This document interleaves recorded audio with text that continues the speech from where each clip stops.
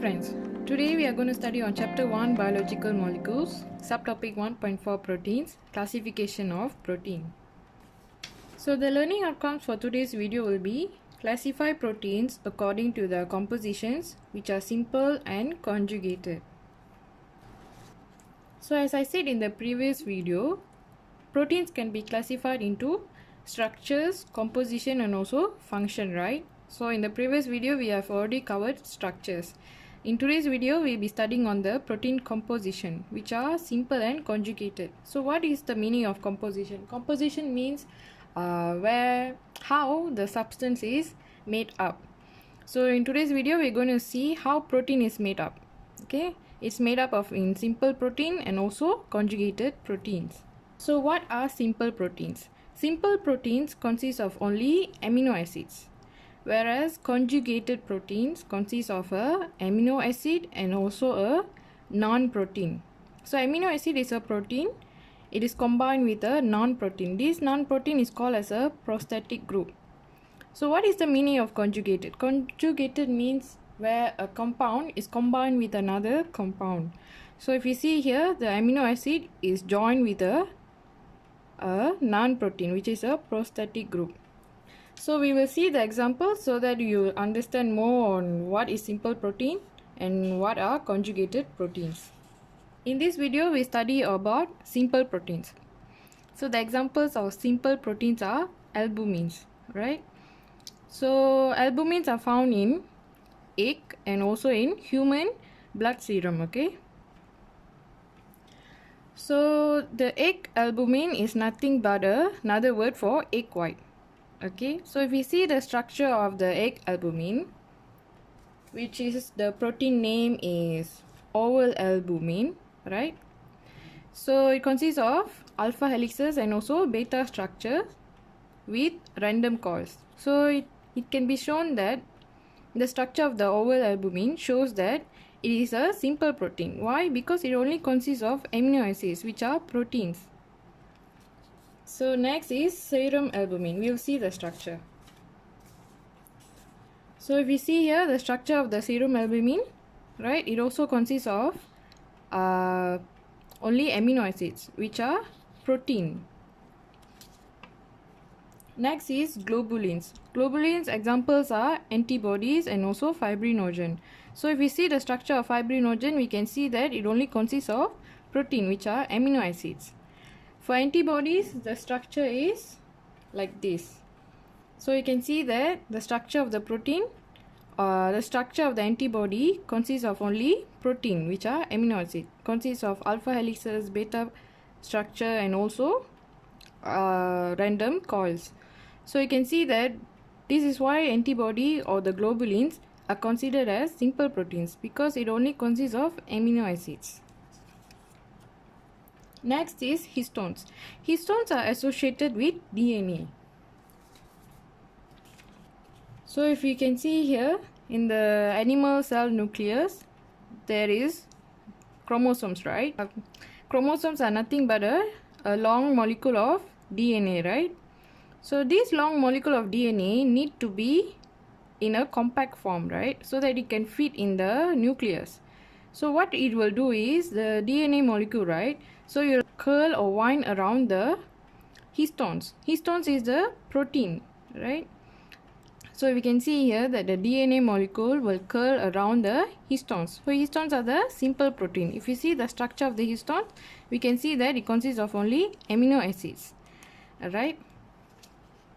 So next is sceleroproteins. So sceleroproteins are nothing but keratin, elastin and also collagen. So in the previous video we have studied about the structure of keratin, elastin and also collagen. So if you can see here, this is the structure of the keratin, right? So it consists of 2 alpha helices, whereas for elastin it consists of random coils and also it consists of only amino acids, whereas for collagen it consists of triple alpha helices, also consists of amino acids. So this is why all of these albumins, globulins, histones and sceleroproteins are considered as simple protein. Why? Because it only consists of amino acids. Now we will see the examples of conjugated proteins. So after seeing these examples, you will able to differentiate the composition of protein, which are simple protein and also conjugated protein. So the first conjugated protein examples are phosphoproteins. So phosphoprotein is a combination of protein and also phosphate, right? So the prosthetic group is phosphate. So example of phosphoproteins are casein. Casein is found in milk, okay? So if we see the structure of casein, we can see that casein consists of the amino acid casein, which is a protein, and also calcium phosphate, which is a prosthetic group. So the structure has a combination of protein and also calcium phosphate. That is why it's called as a conjugated protein. The next example is glycoproteins. Glycoprotein is a combination of protein and also carbohydrate, right? So examples of glycoprotein are mucus. Mucus are found in the wall of the small intestines. So if we see here, if this is the small intestines, we can find that the mucus layer will be on top of the epithelial cell. So if we zoom in here, we can see that it consists of a cell membrane, right? So the cell membrane consists of a protein and also carbohydrate. So this is a combination of glycoprotein. We call this as a glycoprotein. So if we zoom this structure, we can find that it has a polypeptide chain, which is protein and also carbohydrate. That is why it is considered as a conjugated protein. It has amino acid and a prosthetic group. Next is lipoproteins. So lipoproteins are a combination of protein and also lipid, right? So examples are LDL and HDL. Low density lipoproteins and high density lipoproteins. Where it can be found? It can be found in the blood plasma. So in this structure, we can see that it consists of protein, phospholipid and also cholesterol. So protein is combined with cholesterol and phospholipid, which are in the lipid group, right? So same goes with the LDL. It consists of protein and also lipids, cholesterol and also phospholipid. So that is why it's called as a conjugated protein. Next is hemoproteins. So hemoprotein is a combination of protein with heme group, right? The prosthetic group is heme. So it can be found in hemoglobin and also myoglobin. So hemoglobin is found in red blood cell, whereas myoglobin is found in the muscle cell, right? So if we see the structure of myoglobin, we can see that it consists of a protein, which is a polypeptide chain with a heme group. So this heme is a prosthetic group. Whereas for hemoglobin, we can find there are 4 subunits of polypeptide chain. Each has heme group, alright? So this is also a combination of protein and also the prosthetic group heme. So next is flavoproteins. Flavoprotein is a combination of protein with flavin group, right? So flavin group consists of FAD and also FMN, right? So if we see the example, the dehydrogenase. Dehydrogenase is an enzyme. It will covalently bonded with a FAD, which is a flavin group.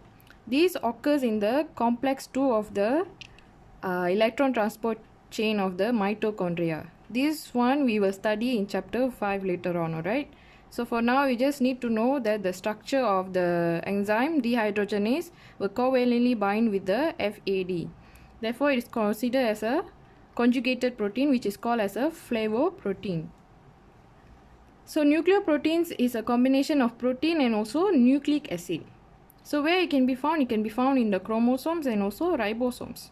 So chromosomes, earlier in the simple protein we studied about histones, right? So we knew that histones are simple proteins. So now these simple protein histones, when it combines with the DNA molecule, it becomes a conjugated protein. Why? Because DNA consists of deoxyribonucleic acid, right? So it has nucleic acid and also protein, which is histones. Therefore, it's called as a nucleoprotein. Whereas for ribosomes, ribosomes are made up of ribosomal RNA and also proteins. And this is where the translation occurs, right? So it consists of ribonucleic acid and also proteins. That is why it is also called as nucleoproteins. So that is all that you need to know about simple proteins and also conjugated proteins. You have seen clearly that simple proteins consist of only amino acids, whereas conjugated proteins consist of amino acid and also a prosthetic group. So that is all for today's video. If you find this video helpful, please like, share, comment and subscribe to my channel. Thank you.